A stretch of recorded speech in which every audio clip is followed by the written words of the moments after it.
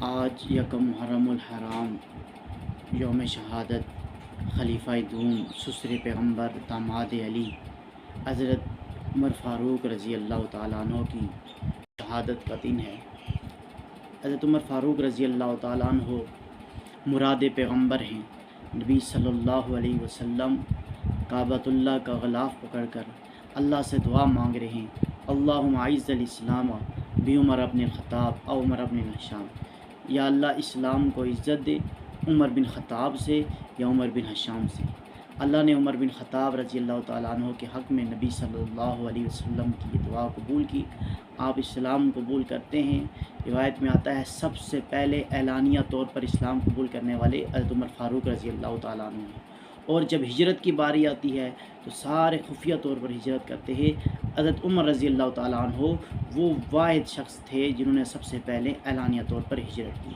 آپ بڑے ہجری شخص تھے، نبی صلی اللہ علیہ وسلم کی معیت میں رہتے، نبی صلی اللہ علیہ وسلم سے بہت زیادہ محبت کرتے، ہر غزوات میں نبی صلی اللہ علیہ وسلم کے ساتھ شریک رہتے۔ نبی صلی اللہ علیہ وسلم نے فرمایا، لو کان بعدی نبی لکان عمر بن الخطاب، اگر میرے بعد کوئی نبی ہوتا، نبی کوئی آئے گا ہی نہیں، اگر بالفرض والمحال کسی نبی نے آنا ہوتا تو وہ عمر بن خطاب رضی اللہ تعالیٰ عنہ تھا۔ حضرت عمر فاروق رضی اللہ تعالیٰ عنہ کے بارے میں آتا ہے کہ آپ سے کفار بڑے ہی ڈرتے تھے۔ قرآن کے اندر جہاں دیگر صحابہ کرام کی صفات ذکر کی گئی ہے، وہاں عمر رضی اللہ تعالیٰ عنہ کے بارے میں آتا ہے اشداء علی الکفار، کہ کفار پر زیادہ سخت ہیں۔ مفسرین کہتے ہیں اس سے مراد عمر فاروق رضی اللہ تعالیٰ عنہ۔ روایت میں آتا ہے کہ جس راستے سے گزرتے شیطان وہ راستہ ہی چھوڑ دیتا تھا۔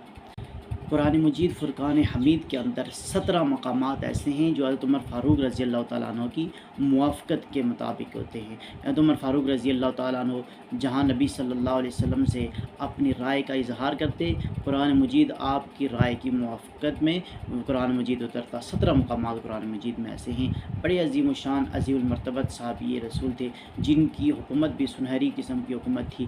کھلی کچہری لگا کر ہر ایک کا احتساب کرتے، ہر ایک چاہے وہ گورنر ہو، حاکم ہو، وزیر ہو، مشیر ہو، کوئی بھی ہوتا، اس کا کھلے عام کچہری لگا کر اس کا احتساب کیا جاتا۔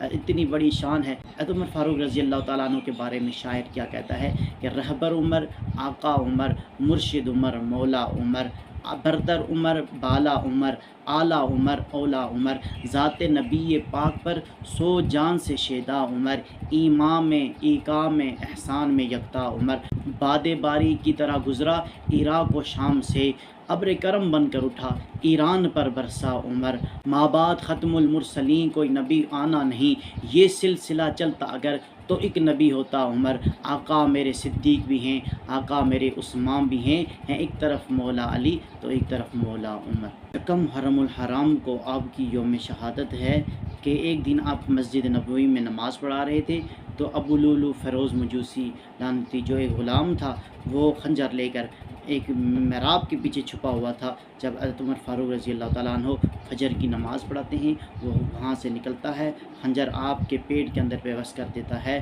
جس کی وجہ سے چند دن کے بعد حضرت عمر فاروق رضی اللہ تعالیٰ عنہ شہادت کے مرتبے پر فائز ہو جاتے ہیں۔